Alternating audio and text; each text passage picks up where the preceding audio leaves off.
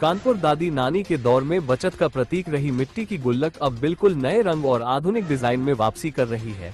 जिला प्रशासन की अनूठी पहल पर बिठूर के पारंपरिक कुम्हारों को अब भारतीय प्रौद्योगिकी संस्थान IIT कानपुर का तकनीकी और प्रबंधकीय साथ मिला है।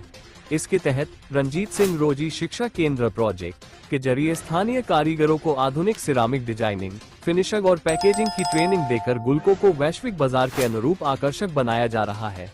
जिलाधिकारी जितेंद्र प्रताप सिंह ने बताया कि इस अभियान का उद्देश्य नई पीढ़ी में बढ़ते अनावश्यक खर्चों को रोककर बचपन से ही बचत और आर्थिक अनुशासन के संस्कार डालना है। वहीं CDO अभिनव J जैन के अनुसार बिठूर की माटीकला को नया बाजार देने के लिए इन गुल्लकों को अब सरकारी कार्यक्रमों में स्मृति चिन्ह मोमेंटो के रूप में भी भेंट किया जाएगा। इस पहल से जहां कुम्हारों को सम्मानजनक रोजगार की नई उम्मीद मिली है, वहीं लुप्त होती कला को भी नया जीवन मिला है। गुल्लक से हमारी कितनी स्मृतियां जुड़ी हुई हैं और गुल्लक के कि देखा जाए तो उसके बहुत सारे पहलू हैं।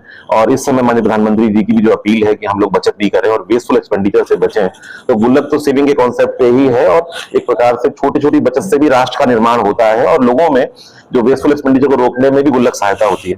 गुल्लक में जो पैसे इकट्ठे हम लोग करते हैं, जो हमें कभी किसी चाचा से मिले, दादी से मिले या नानी से, बुआ से मिले, तो उससे स्मृतियां भी जुड़ जाती हैं। अच्छी बात यह है कि हमारे एक अच्छा इकोसिस्टम है कानपुर में और IIT कानपुर का जो हमारा संस्थान रीता सिंह जी है और जो साथ में पूरी टीम है बिठूर के हमारे कुम्हारों की, कलाकारों की, तो उन्होंने भी अच्छी डिजाइन करे, मॉडर्न डिजाइन भी किए हैं।